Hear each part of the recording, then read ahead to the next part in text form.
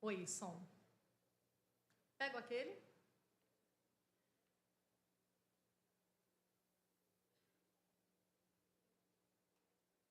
Pessoal, nós vamos começar falando de um tema agora, que vai ser o tema de todo...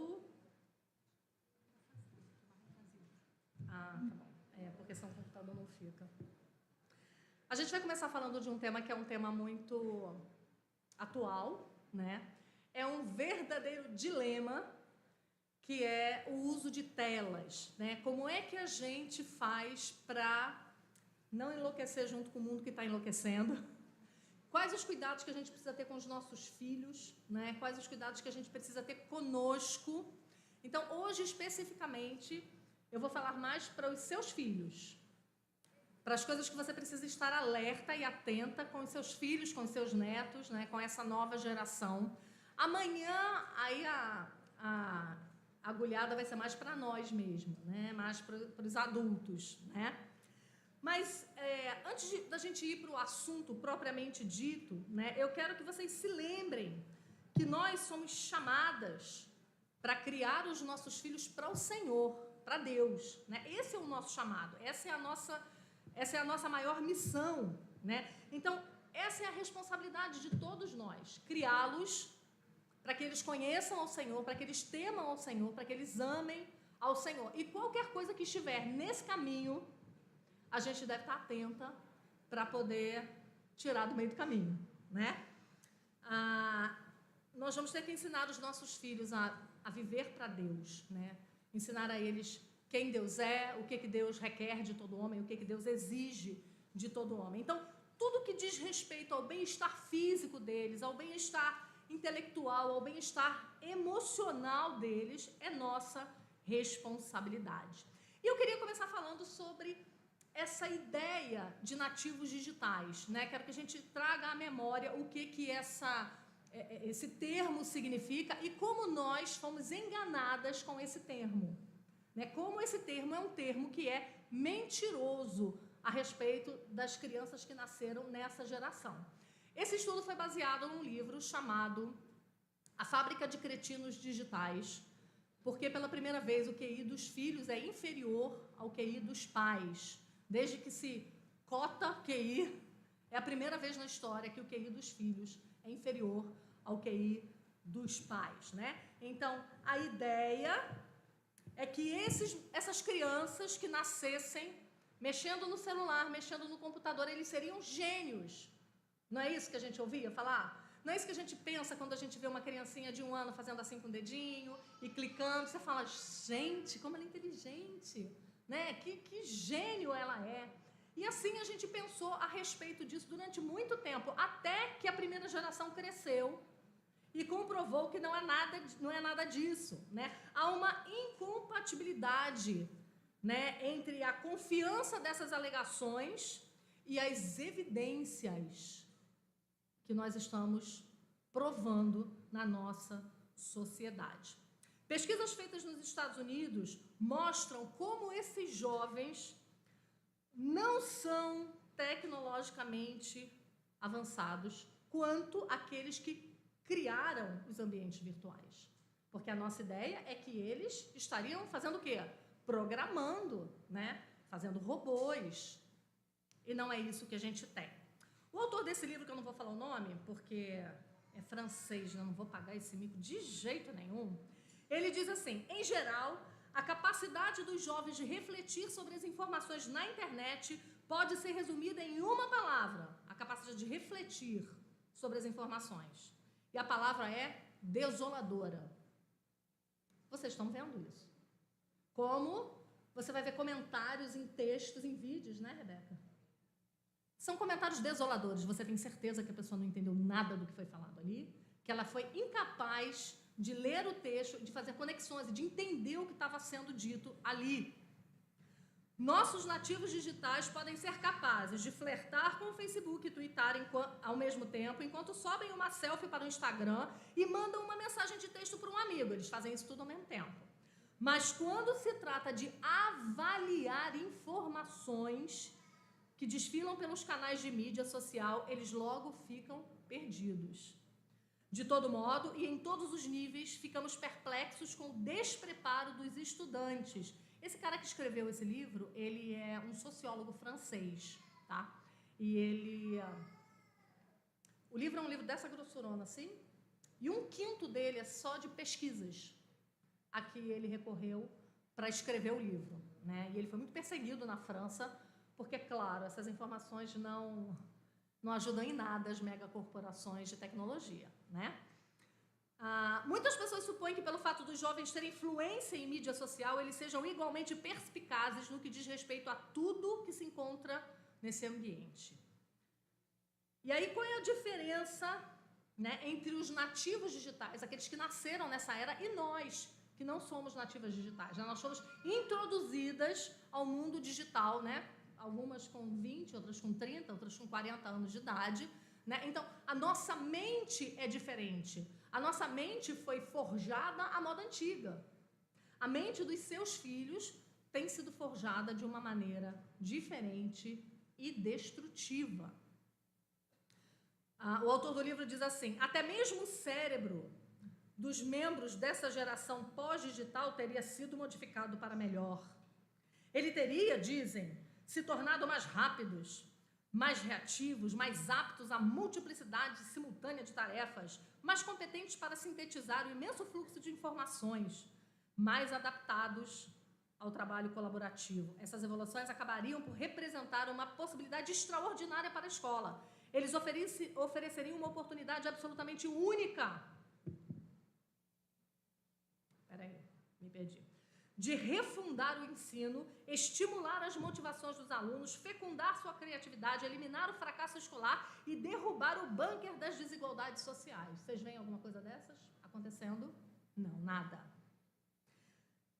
Na vida real não é assim.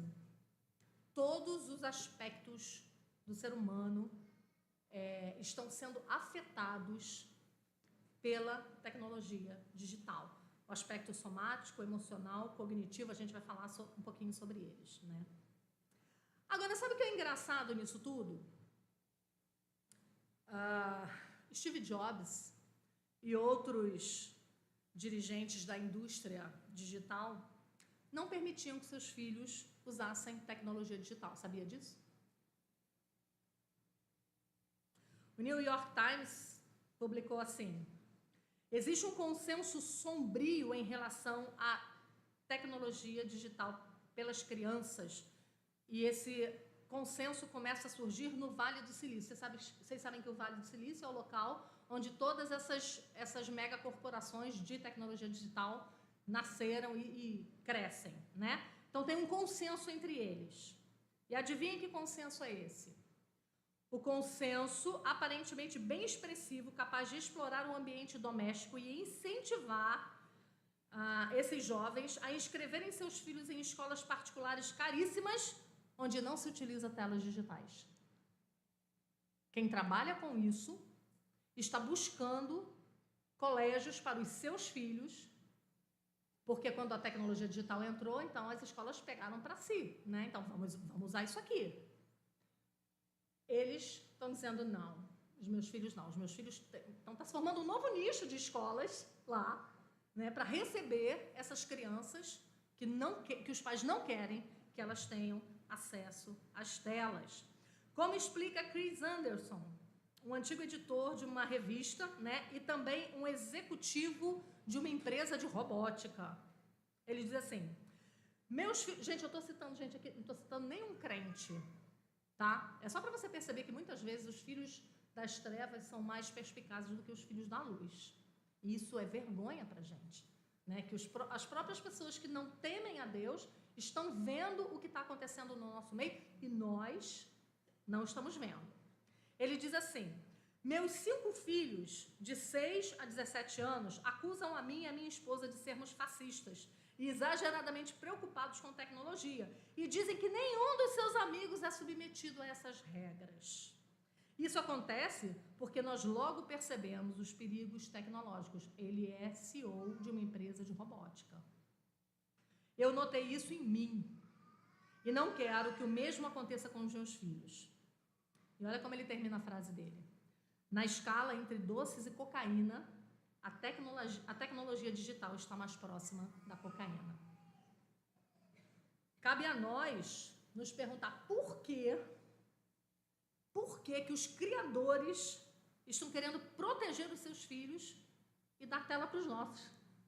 Eles querem proteger os deles, mas para os nossos eles querem que o negócio continue crescendo, né?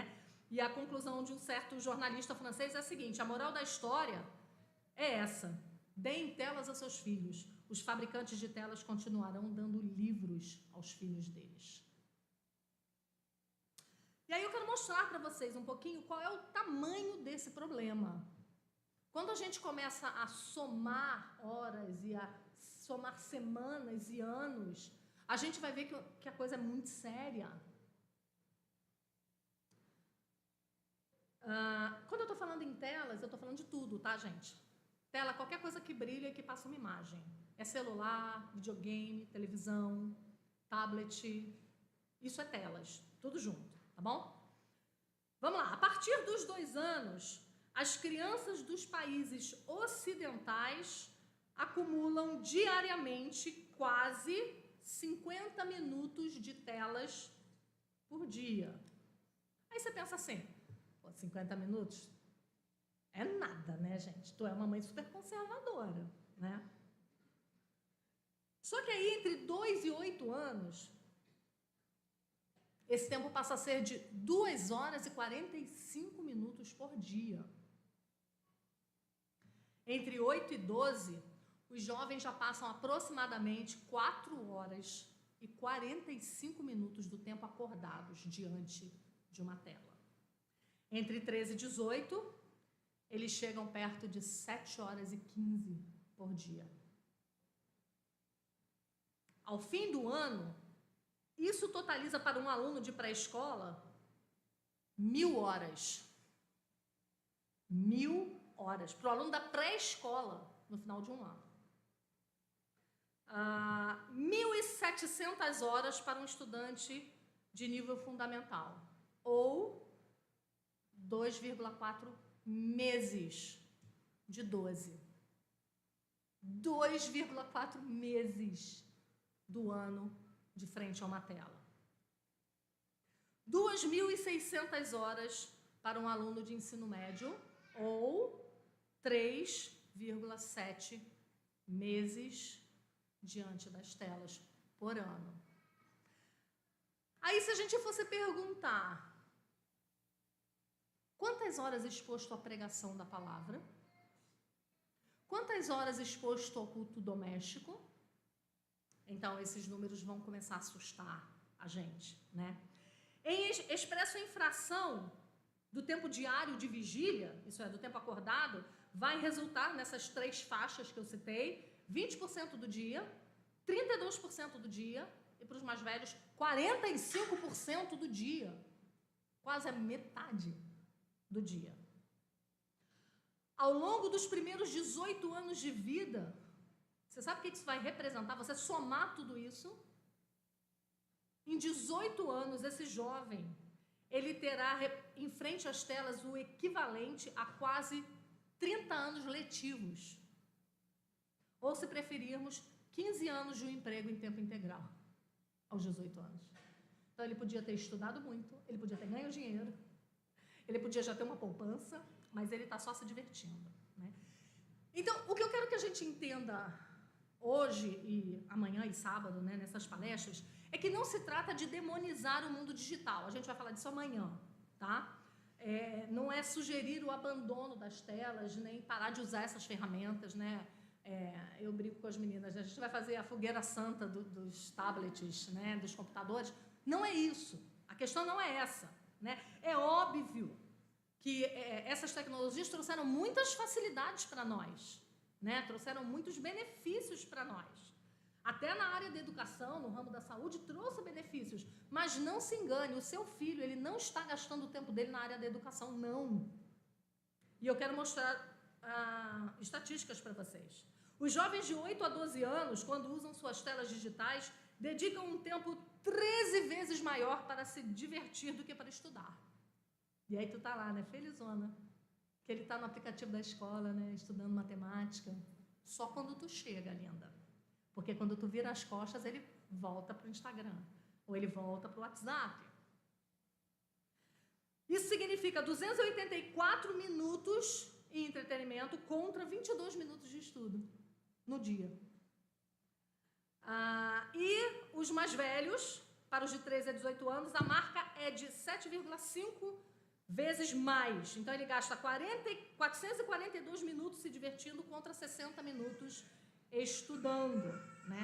E aí a gente vai começar a perceber que essa geração tem a recreação e o entretenimento como vício, como ídolos. Eles não conseguem mais ficar sem se divertir, né? O autor, ele chama essas ferramentas que nós damos aos nossos filhos de consumíveis ao infinito e sem esforço ou aptidão particular.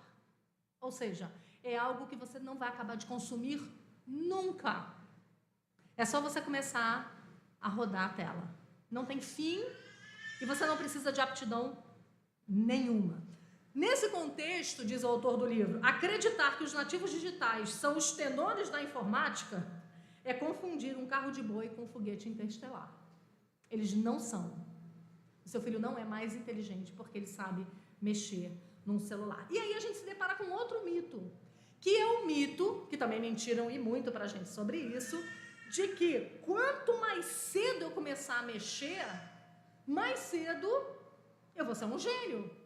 Quanto mais cedo o seu filho aprender a mexer, eu pensava muito nisso, meus filhos, na adolescência deles, estava começando essa era, né? Então, a gente tinha um computador em casa só, era na sala, né? Eles tinham meia horinha por dia, aquela internet que tinha que discar, né? E eu lembro que nessa época eu pensava, poxa, que pena, meus filhos estão no prejuízo, porque tem gente que paga a internet para ter em casa e eles estão muito à frente dos meus filhos. Eu pensava isso, né? Só que isso é mentira. Sabe por quê? Porque os nossos aparelhos digitais, eles são feitos para serem fáceis, autoexplicativos. Eu não sei se você conhece alguma vovó ou algum vovô, eu sou vovó, né? Mas uma vovó mais velha do que eu, que é descolado na internet. Conhece? Quem é que tem mais de 50 anos e sabe mexer no WhatsApp e no Instagram? Levanta a mão. Mais de 50. Ah lá, um monte. A gente sabe, a gente aprende rápido, porque foi feito para isso. Eu tenho um pai que tem 84 anos, e ele fica lá no YouTube vendo os passarinhos que ele quer cantar. Minha mãe manda foto, minha mãe tem quase 80 anos também. Aprenderam ano passado, aprenderam rápido.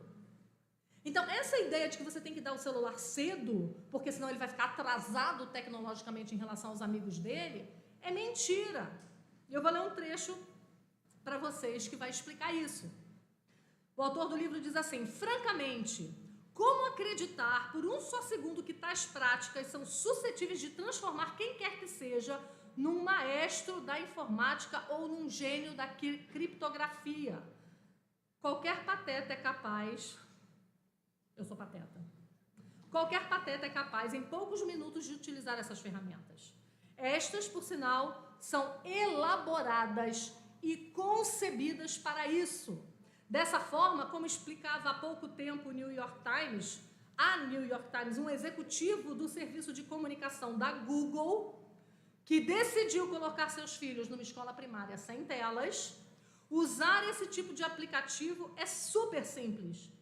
E esse cara que trabalhava na Google dizia, é como aprender... Isso, você precisa desligar o modo avião.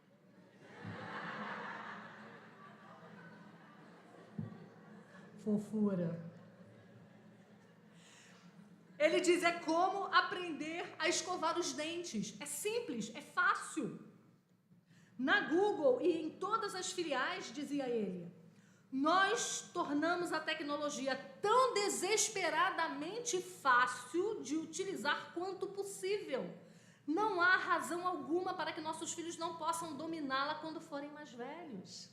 Você vê, eles mesmos dizem isso. Nós fazemos para ser fácil. Nós fazemos para que eles aprendam logo. Em outras palavras, como explica a Academia Americana de Geriatria, não ceda, mamãe, à pressão para apresentar tecnologia prematuramente. As interfaces são tão intuitivas que as crianças conseguirão entendê-la bem rápido assim que começarem a usá-la. E eles completam. Por outro lado, se as disposições fundamentais da infância e da adolescência não forem suficientemente mobilizadas, em geral, é tarde demais para aprender posteriormente a pensar, a refletir, a manter a concentração, a fazer esforços, a dominar a língua e além de outras coisas rudimentares que o mundo digital tira de nós. Em outras palavras, a janela de aprendizado do seu filho está aberta agora para fechar daqui a pouco. O que ele não aprendeu de relacionamentos humanos, de linguagem, de imaginação, de brincadeira, de contato olho a olho, pele a pele, vai ficar um rombo. Ele não vai mais conseguir repor isso, né? Então, se de um lado uma conversão tardia ao digital não impedirá de forma alguma, ainda que você invista pouco tempo nisso, de se tornar tão ágil quanto o mais experiente dos nativos digitais, por outro lado, a imersão precoce o desviará fatalmente de aprendizados essenciais que por conta do fechamento progressivo das janelas de desenvolvimento cerebral se tornarão mais difíceis de alcançar, né? Eu achei engraçado, né? É a Sociedade Americana de Pediatria que está falando isso, gente. Não é nenhum pastor que está dizendo, não cedam à tentação de dar aparelhos digitais a seus filhos. Eu sei que quem tem filho de 11 anos e não deu até agora, está enfrentando uma guerra em casa. Porque a frase que ele tem na boca é, todos os meus amigos têm, porque só eu não tenho. Porque só eu tenho que te mostrar minha senha. Porque só eu não posso ter senha. Isso é, como é que eles falam? Invasão de privacidade. Não é lindo? Vai pagar tuas contas. Aí tu tem privacidade, né? O que os nossos filhos precisam para crescer bem é de generosidade. Eles precisam de palavras, de sorrisos, de carinho. Eles precisam experimentar, correr, pular, tocar, brincar. Eles precisam observar o mundo à sua volta e interagir com outras crianças. E o Cartoon Network não vai dar isso para os seus filhos. O autor do livro diz assim, no coração dos primeiros anos, as telas são como uma corrente glacial. Não somente roubam do desenvolvimento, um tempo precioso, não somente erigem as fundações da hiperutilização posterior, mas também danificam intimamente a construção cerebral através do estado de saturação sensorial que elas impõem. Literalmente, esse estado insere a desatenção e a impulsividade no seio da organização neural, e isso no momento em que o cérebro atravessa seu período de plasticidade mais agudo. Então, quando você vê crianças hiperestimuladas, crianças que não conseguem ficar paradas, crianças, às vezes, erradamente diagnosticadas com algum tipo de transtorno, quando você vê crianças ansiosas, que não sabem ficar sem a tela, que quando a tela é tirada delas, elas se jogam no chão, elas fazem pirraça, ou elas chegam aos 16 anos a matar os pais, como nós vimos essa semana que passou, essa tragédia. Quando a gente percebe isso, não é possível, mães, que o nosso conforto, porque é confortável, não é possível que o nosso conforto fale mais alto. Não para nós, que estamos criando cidadãos para os céus. Não é possível. E é confortável, é lógico que é. O que você faz com uma criança o dia todo? Tem um monte de coisa. Mas a gente não quer ter trabalho. Esse monte de coisa dá trabalho. Pintar, correr pela casa, levar para a pracinha, levar para brincar com outras crianças, recortar, misericórdia, recortar, né? Um monte de papel picado na minha casa, claro que não. Então a tela é a solução. Só que a tela é a solução imediata para um problema egoísta. O nosso desejo de ter sossego, de ter paz. E o custo é alto. Então, o autor desse livro ele chega à seguinte conclusão. Essa história de nativo digital, ser o expert da tecnologia, é uma lenda urbana. Ele falou, os estudos científicos não conseguem provar isso. Essa criança inexiste. E a grande verdade é que quando nós deixamos os nossos filhos à mercê das telas, quando nós não temos controle sobre isso, quando nós não pensamos sobre isso, é que a gente está perdendo tempo. E segundo um estadista sueco, a perda do tempo é a mais irreparável e a que menos preocupa, porque você não vê. Mas é a mais irreparável, principalmente quando se trata de crianças, né? Então, horas aniquiladas que não serão mais resgatadas assim que forem fechados os grandes períodos de plasticidade cerebral adequados para a infância e para a adolescência. Então, esse é um problema real. Esse é um problema sério. E esse problema vai estourar lá na frente. Estoura agora também. Você tem filhos mais impulsivos, mais desobedientes, mais ligados, mais viciados. Tem isso também. Mas esse problema vai estourar lá na frente. E eu quero que vocês guardem essa informação. Talvez a gente fale sobre ela só no sábado. De um grande problema que está corroendo o seio da igreja, que é a falta de letramento. A religião cristã é uma religião culta. Em todo lugar onde o cristianismo chegou, o cristianismo trouxe alfabetização, né? E trouxe as pessoas para lerem as escrituras, porque nós somos o povo do livro. Então, nós temos um grande problema no nosso meio, de jovens que são incapazes de sentar e assistir uma pregação.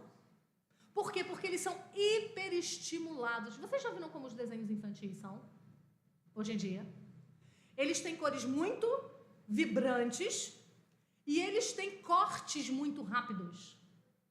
E isso tudo é proposital, para prender a criança. Porque se a história for contada com paciência, usando a imaginação, se for obrigar a criança a pensar mais um pouquinho, ele fica entediado. Ele se levanta e vai embora. Então, a coisa precisa ser desse jeito. E eu quero enumerar com vocês 3 prejuízos grandes que nós podemos causar aos nossos filhos com o uso cedo das telas e com o uso exagerado, mesmo que tarde, das telas. Isso é problema para nós também, tá?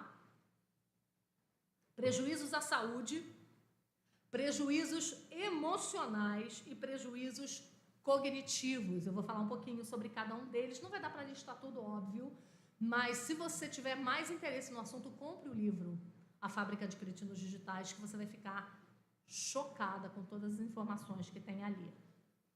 Então, vamos lá. A comunidade científica afirma já há anos que esse problema de mídia é um problema de saúde pública. Você já ouviu falar sobre isso? Não, a mídia não diz isso pra gente, mas já é considerado um problema de saúde pública, né? E a lista de campos afetados parece infinitas. Obesidade, comportamento alimentar, anorexia, bulimia, tabagismo, alcoolismo, toxicomania, violência, sexo, depressão, sedentarismo. Todas essas coisas associadas ao uso precoce e exagerado de telas. Tem também a questão do sono, né? Todo mundo sabe que para você viver, você precisa dormir, né? Quando a gente dorme, as tarefas, né, que o nosso cérebro não pôde realizar enquanto a gente está ativo, né? O cérebro vai colocar tudo no lugar, né? Quando a gente dorme bem, o nosso corpo está restaurado, as nossas memórias são processadas. Assim é que a gente consegue equilibrar, né, e assimilar aquilo que a gente aprendeu durante o dia, né? É por isso que muitas vezes quando o filho vai fazer o Enem, né, quer ficar estudando a madrugada toda, a mãe fala, vai dormir. Você precisa dormir, né? Mãe é chata, né? Você precisa dormir. Não adianta você ficar estudando até 4 da manhã. Você precisa dormir, né? Então, quando você dorme, né, ao fim daquela noite, a máquina está pronta para funcionar novamente e enfrentar o dia. E a privação do sono afeta a memorização, o sistema imunológico, a maturação cerebral. É importante no fator para a obesidade. E eu vou falar um negócio para vocês. Eu não sei se vocês sabem qual é o tipo de vida digital que os filhos de vocês têm, mas vocês precisam saber. Eu dei uma palestra dessa numa escola, alguns anos atrás, há uns 4 anos atrás, e tinha uma quadra inteira de pré-adolescentes e adolescentes me assistindo. E eu perguntei para eles, quantos de vocês... Devia ter uns 300 pré-adolescentes e adolescentes ali, um público igual a esse aqui. E eu perguntei, quantos de vocês desligam a internet e o celular para dormir? Um menino levantou a mão. Há 4 anos atrás. Um menino levantou a mão. Então, olha que loucura isso. Eles ficam vendo bips a noite toda, ouvindo bips, recebendo notificações, acordando, vendo o que é, dormindo e acordando e dormindo e acordando e dormindo. Isso é destruidor para a vida dos nossos filhos. Mas há também os prejuízos sociais e os prejuízos emocionais, né? A gente sabe que desde a concepção, a criança ela é equipada para desenvolver relações sociais, não é? Não é por isso que quando o papai fala, o neném mexe, né? Porque ele está desenvolvendo já desde o ventre, não é só quando ele nasce, não. Ele está desenvolvendo relações sociais, né? Então, depois que elas nascem, também as crianças exibem uma quantidade de tendências que preferencialmente as orienta no sentido de estímulos socialmente relevantes. Então, um recém-nascido, por exemplo, ele reage mais a um rosto do que a qualquer outra coisa, a voz humana do que a qualquer outro barulho.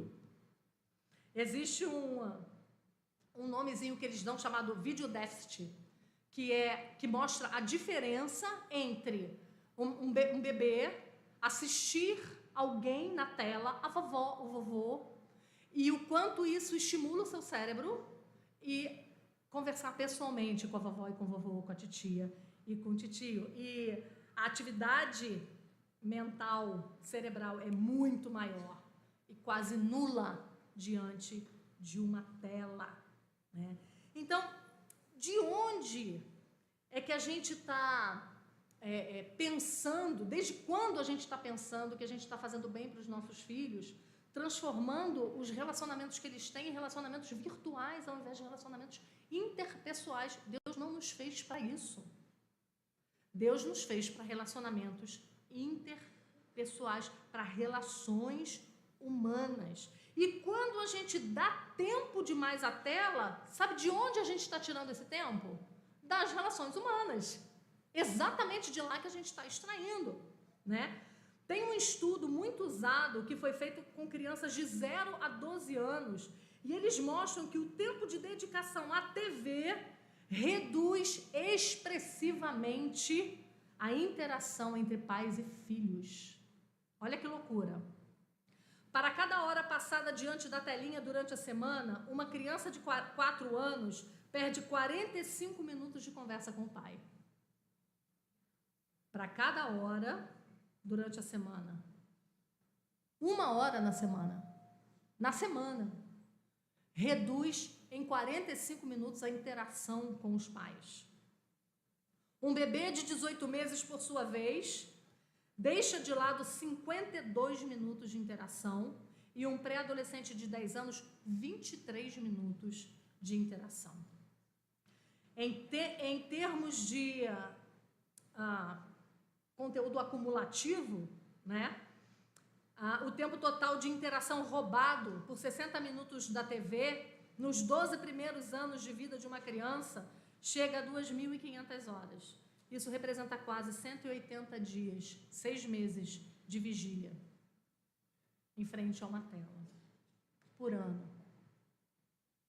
Isso é uma loucura. Então, como é que nós podemos pensar em pessoas como um dos presidentes do Facebook, que simplesmente chegou à conclusão que fez besteira quando ajudou a criar o Facebook. E ele diz, eu já saí, mas eu não posso tirar os meus amigos desse mundo. Os meus amigos continuam enfurnados, enfiados nesse mundo. Agora, os meus filhos eu posso tirar dele. Os meus filhos eu posso livrar desse mundo. Tem uma outra diretora do Facebook chamada Athena Chavarria, que ela disse uma frase bem interessante. Ela disse assim, estou convencida que o diabo mora nos telefones e isso está destruindo nossos filhos.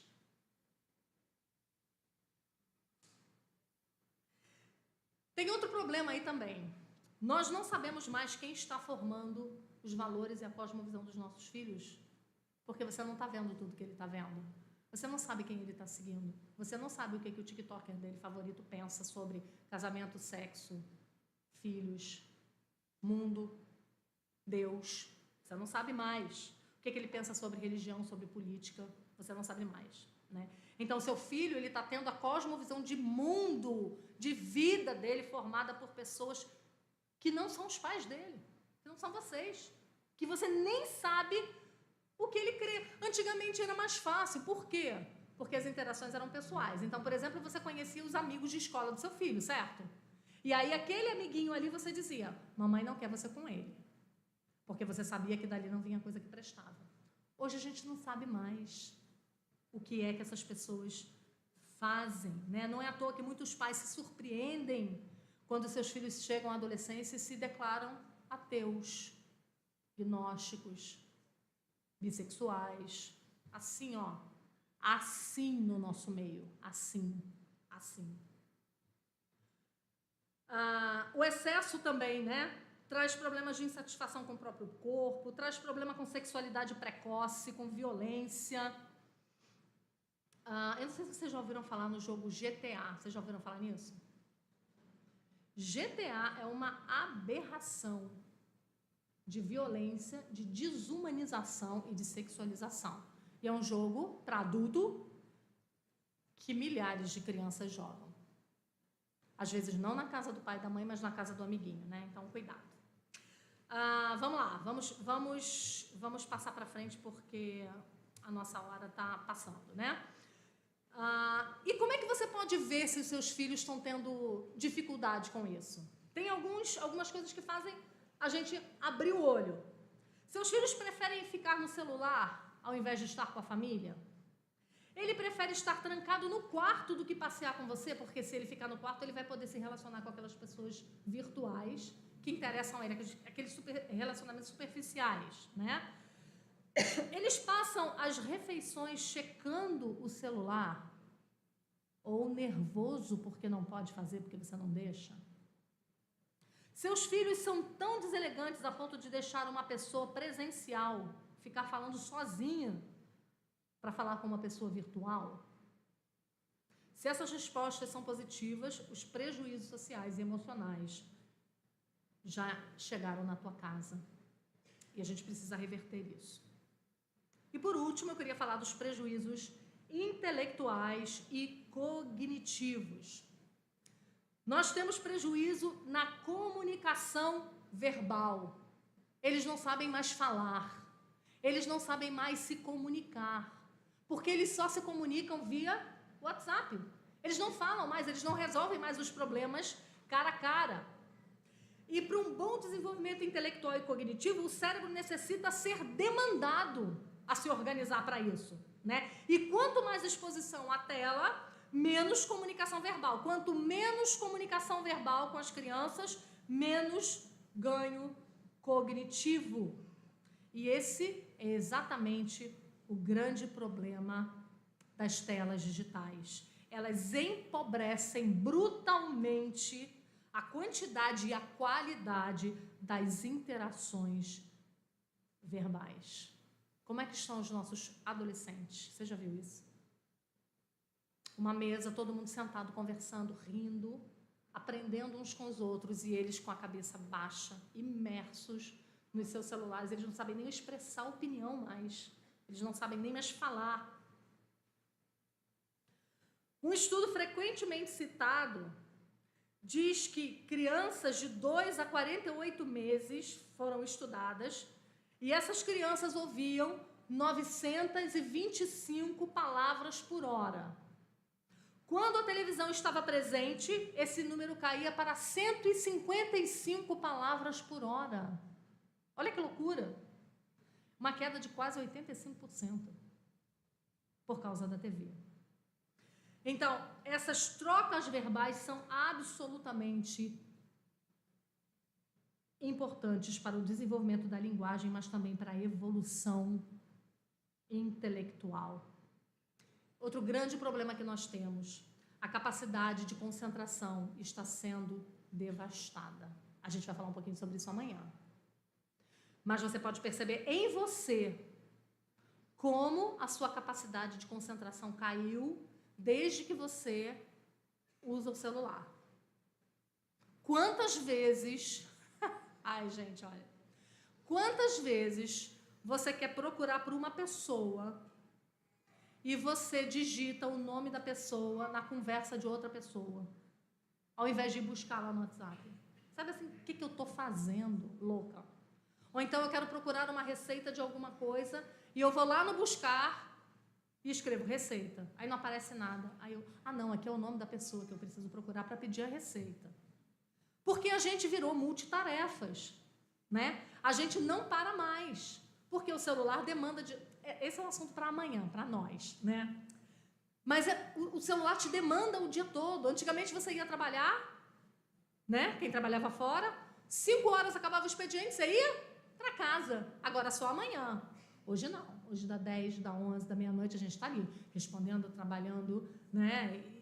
A gente não para mais.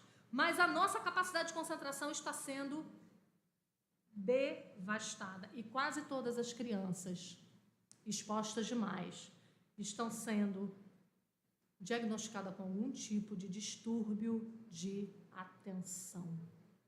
E aí a gente vai precisar parar para pensar um pouquinho no que a gente está fazendo. Agora, nós precisamos ser exemplo para os nossos filhos. Em tudo. E nessa área também. Não é possível a gente criar os nossos filhos para serem sadios, para terem a sua cognição preservada, para ter a sua mente preservada, se nós não mantemos bons hábitos digitais. A gente vai precisar ser exemplo para eles. Inúmeros estudos mostram que o consumo das crianças cresce conforme o costume dos pais. O consumo das crianças cresce conforme os pais consomem. Consomem muito, seu filho vai consumir muito. O que a gente quer aqui é fazer com que vocês vejam os perigos que os filhos de vocês correm. Os perigos que a gente corre também. Mas a gente tem uma vantagem. A gente já teve infância. A gente já correu, já pulou muro, a gente já subiu em árvore, a gente já leu muito livro, a gente já contou historinha, a gente já ouviu história, a gente já inventou história, né? Então, o prejuízo para nós, tem prejuízo para nós também, mas para eles o prejuízo é muito maior. É muito maior. Nós vamos precisar ensinar os nossos filhos pelo exemplo. E eu queria terminar, primeiro, dizendo a vocês o que é que os especialistas sugerem. Não é para vocês fazerem não, tá, gente? Que eu não sou mãe de vocês, eu não mando nem nos meus filhos mais que já casaram. Mas eu só vou falar o que os especialistas estão dizendo. Então, não briguem comigo. Vocês não são obrigados a fazer isso aqui, não. Eu só quero que vocês ouçam o que eles dizem. Que o ideal é a ausência de tela até os 6 anos. Ausência. E que depois dos 6, até os 12, menos de 30 minutos diários. Até os 12. E entre 16 e 18, 1 hora por dia, tudo incluído. Para que eles não tenham déficit cognitivo. Durma-se com um barulho desse, problema de vocês, não é meu. Eu só estou passando informação, vocês que vão se virar aí para ver o que vocês vão fazer. E eu sei que você pode estar pensando, o que eu posso fazer para mudar esse cenário? Eu tenho poder para mudar esse cenário? Eu posso fazer algumas coisas, tomar algumas atitudes práticas na minha casa que me ajudem com isso. E eu vou dar algumas dicas para vocês e nós vamos terminar porque o meu tempo já está ultrapassado em 25. Menos oportunidade possível de uso de tela aos seus filhos. O mínimo possível.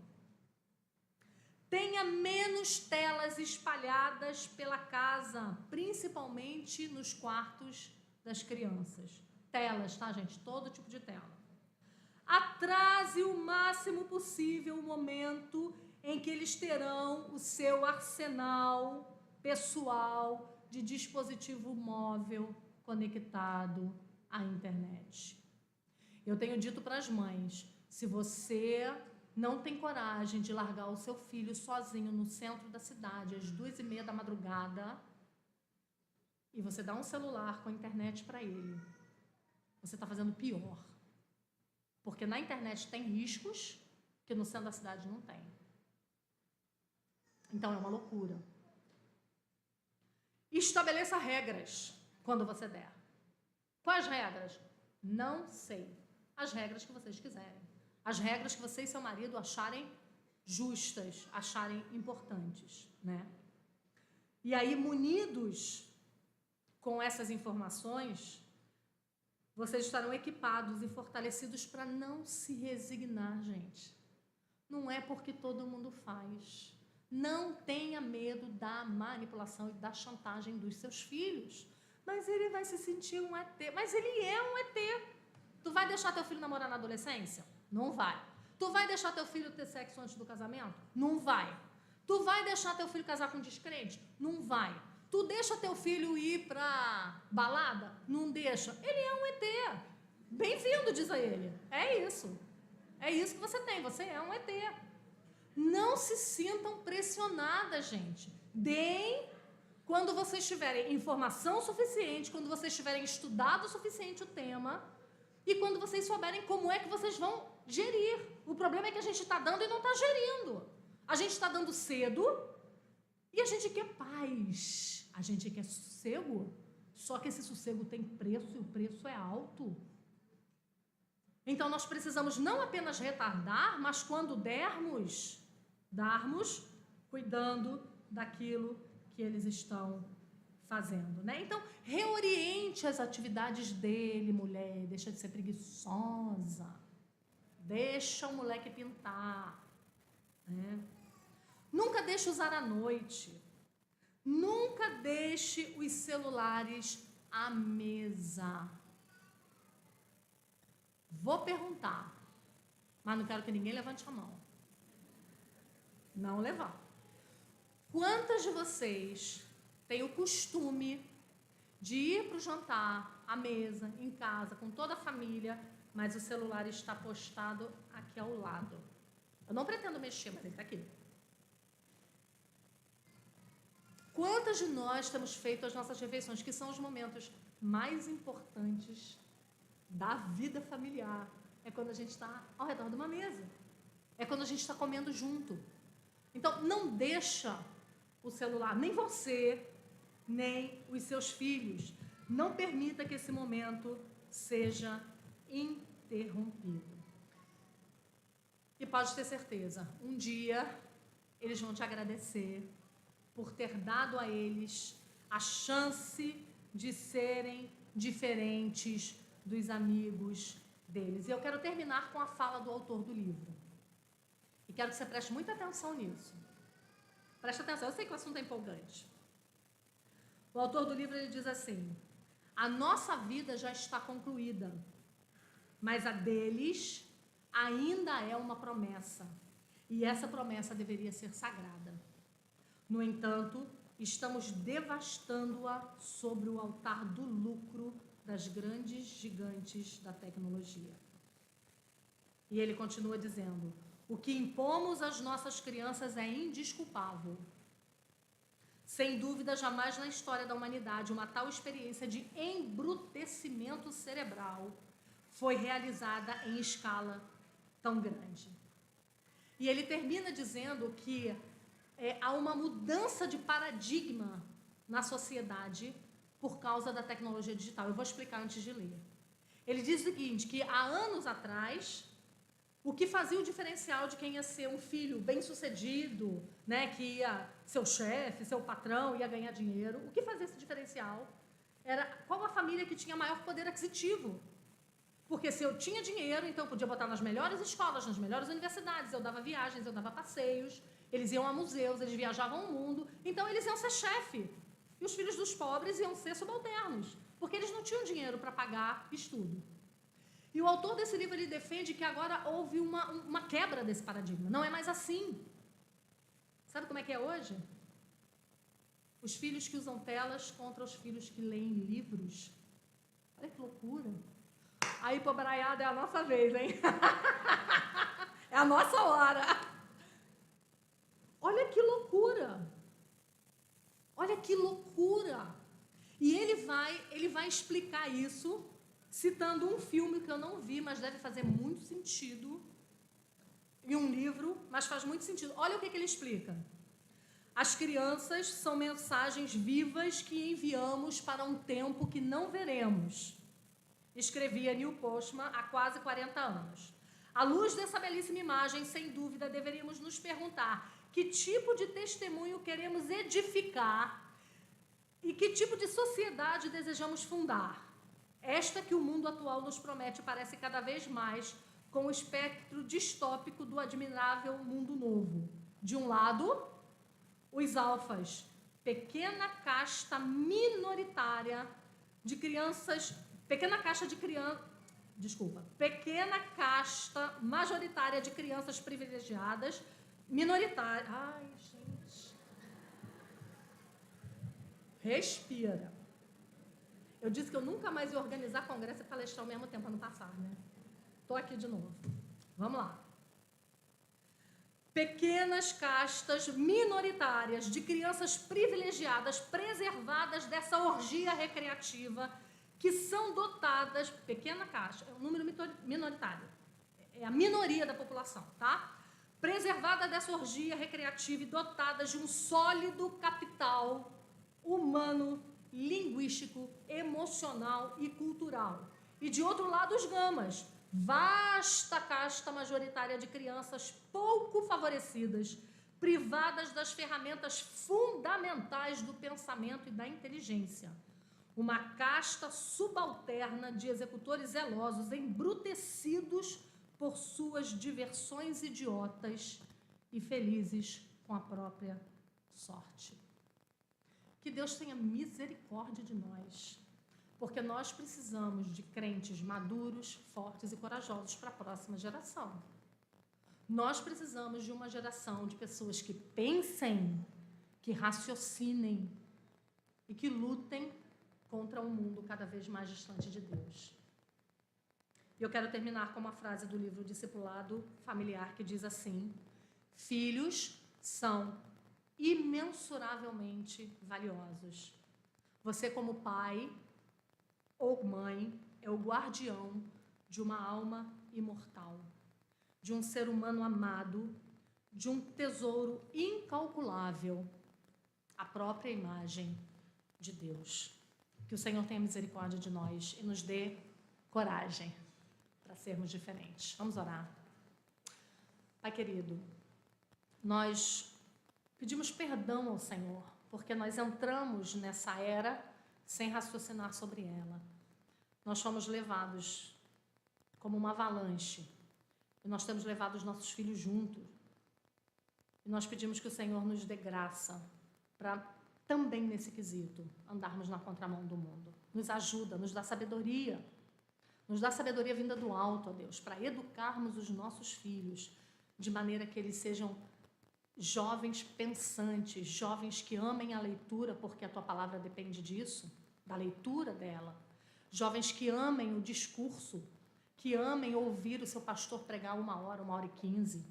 Tem misericórdia de nós, ó Deus. Nos ajuda a forjar filhos diferentes do que esses pequenos robôs que nós temos visto por aí, fixados numa tela, sem se comunicar com ninguém, sem raciocinar. Tem misericórdia de nós, nos ajuda. É o que nós pedimos em nome de Jesus. Amém.